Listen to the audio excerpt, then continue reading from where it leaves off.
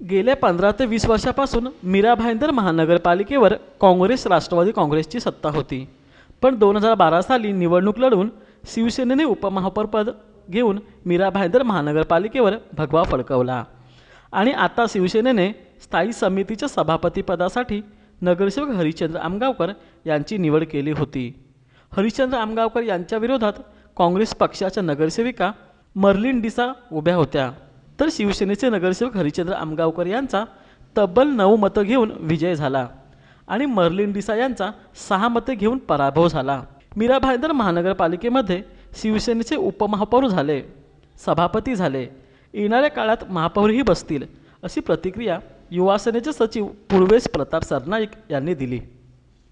पूर्वेशजी, गेल्या 15 ते 20 वर्षापासून मीरा भाईंदर महानगरपालिकेमध्ये काँग्रेस राष्ट्रवादी सत्ता होती आणि आज शिवसेनेकडे सभापतीपद आलेलं आहे, महापौरपद आलं, काय आज काय प्रतिक्रिया?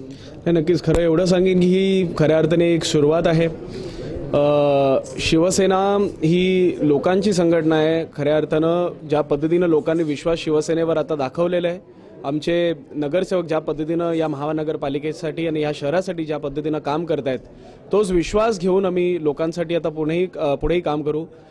काही दिवसांपूर्वी प्रवीण काकांना उपमहापौरपद भेटलं आणि आत्ताच आमगावकरजींना सभापतीपद भेटलंय।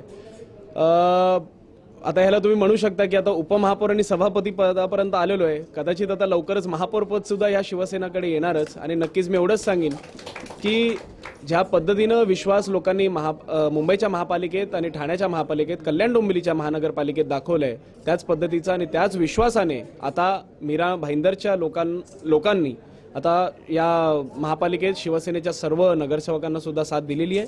एवढंच सांगून मी आता आमगावकरजींना पूर्णपणे शुभेच्छा देईन आणि त्यांना एवढंच सांगेन की बाकी काही जरी असलं, ह्या पदाचा रुबाब न ठेवता लोकांच्या कामासाठी आपल्याला पुढे जायचं आहे आणि पूर्णपणे एक सर्वसामान्य व्यक्ती ज्या पद्धतीनं लोकांची सेवा करतो, ती सेवा करण्याचा तुम्हाला जर भाग भेटला तर त्याला पूर्णपणे तुम्ही लोकांसाठी वापरा आणि पूर्णपणे त्यांना मी शुभेच्छा देतो। माझे वडील जरी नागपूरला असले तरी त्यांचं आणि आमगावकरजींचं आता फोनवर बोलणं झालंच आहे आणि नक्कीच पूर्णपणे तुम्हाला आता पूर्णपणे आम्ही युवकांकडनं पण जी काही आमची प्रश्न असतील ती सुद्धा सोडवायचा तुम्ही प्रयत्न करा, एवढंच सांगून तुम्हाला शुभेच्छा देईन।